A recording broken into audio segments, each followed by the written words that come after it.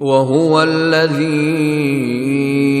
أَنشَأَ جَنَّاتٍ مَّعْرُوشَاتٍ وَغَيْرَ مَعْرُوشَاتٍ وَالنَّخْلَ وَالزَّرْعَ مُخْتَلِفًا أُكُلُهُ وَالزَّيْتُونَ وَالرُّمَّانَ مُتَشَابِهًا وَغَيْرَ مُتَشَابِهٍ كُلُوا مِن ثَمَرِهِ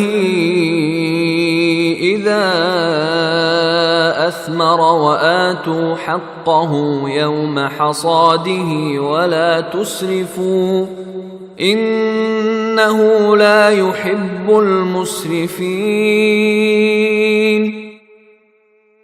اللہ وہ ہے جس نے باغات پیدا کیے جن میں سے کچھ بیلدار ہیں جو سہاروں سے اوپر چڑھائے جاتے ہیں اور کچھ سہاروں کو بغیر بلند ہوتے ہیں، اور نخلستان اور کھیتیاں جن کے ذائقے الگ الگ ہیں، اور زیتون اور انار جو ایک دوسرے سے ملتے جلتے بھی ہیں اور ایک دوسرے سے مختلف بھی۔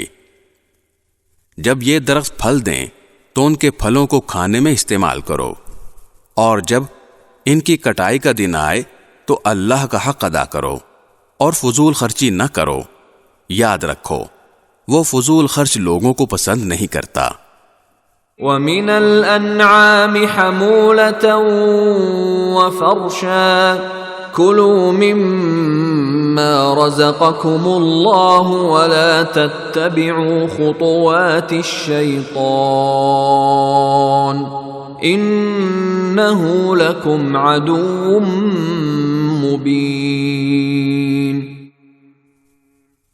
اور چوپایوں میں سے اللہ نے وہ جانور بھی پیدا کیے ہیں جو بوجھ اٹھاتے ہیں، اور وہ بھی جو زمین سے لگے ہوئے ہوتے ہیں۔ اللہ نے جو رزق تمہیں دیا ہے اس میں سے کھاؤ، اور شیطان کے نقش قدم پر نہ چلو، یقین جانو وہ تمہارے لیے ایک کھلا دشمن ہے۔